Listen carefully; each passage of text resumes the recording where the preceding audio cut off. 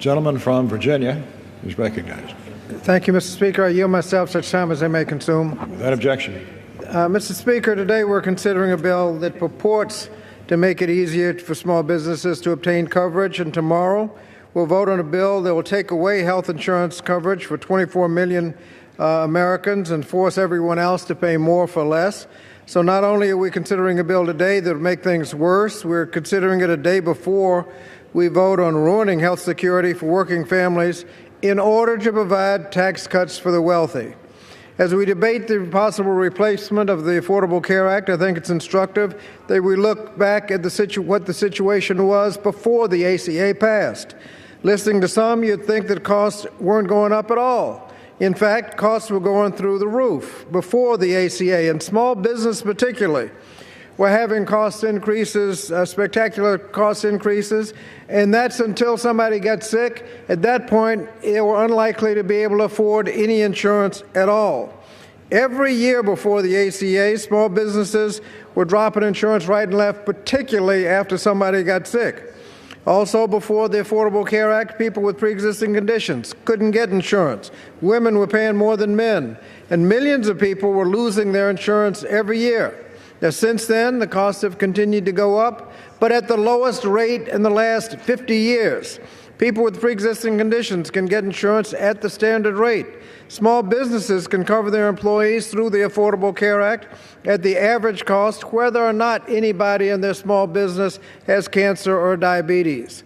Women are not paying more than men. Instead of millions of people losing their insurance every year, 20 million more people have insurance. In addition to that, families now enjoy strong consumer protections. The full name of the Affordable Care Act is the Patient Protection and Affordable Care Act. And now there are no caps on what an insurance company pays, and they can't cancel your policy for anything other than non-payment. Preventive services, such as cancer screenings, are available at no copay, with no copay or deductible. Those up to 26 can stay on their parents' policies, and the donut hole is being closed. Now, the ACA did not cure every problem, but it went a long way to making Americans healthier and giving them some economic security. It could have gone further if in the past 7 years Republicans would have been willing to work with Democrats to build on the progress instead of forcing over 60 votes to repeal all the parts of the Affordable Care Act. And if we do anything now, we ought to improve the situation, not make it worse. The Republican plan makes things worse. The CBO analysis concluded that 24 million fewer people will have insurance, and most of those that get insurance in the future will be paying more for policies that don't deliver as much. For seniors particularly, the costs will skyrocket. And in fact, predictions are that the rates will go down in the future are a result of the conclusion that so few seniors will be able to buy insurance that they will no longer be in the insurance pool. The insurance pool would be younger, and therefore the costs would go down. But that's only because seniors won't be able to afford the insurance. And therefore, insurance pool will be younger and cheaper for those that can actually afford it. But that's not a good thing for seniors that need the insurance and can't afford it. So today we're considering another failed policy. The association plan idea has been studied for years and has been concluded that it is a bad idea. Under the Affordable Care Act, essentially everybody pays average. If you change that arithmetic so some can pay a little less, then arithmetic matters. Everybody else is going to pay a little more. In the association plans, quite frankly, I'll admit, they will always work for the few that can get into them. And that's because if you can draw out your own group, if they are healthier than average and can pay less, they'll pay less, and the association will work. But if you pull out a group and it turns out they're a little sicker than average and the bids come in above average, then the association will dissolve and everybody will go back into the insurance pool. So if you can pull out a group, they will always pay less until somebody gets sick, and then everybody jumps back into the insurance pool. The higher cost groups will be left behind. The lower cost groups will segment out, and then the rates will go down for a few and up for everybody else.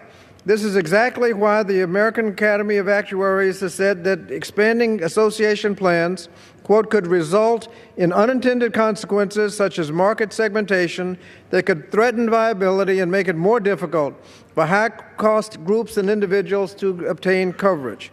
One of the other problems is lack of regulation. If a group is allowed to circumvent state regulations, that policy may be cheaper because the policy is not as good.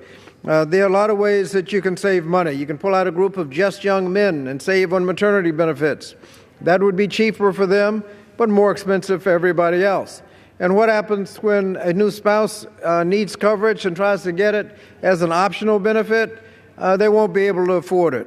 Workers and business owners are likely to get fewer benefits under the association approach and will be disadvantaged compared to those in the regular pool getting comprehensive benefits.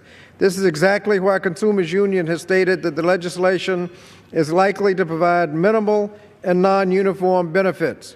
Now, Mr. Speaker, this bill will make it easier to set up these kinds of associations and let them avoid state regulation, which could require nice solvency requirements and consumer protections.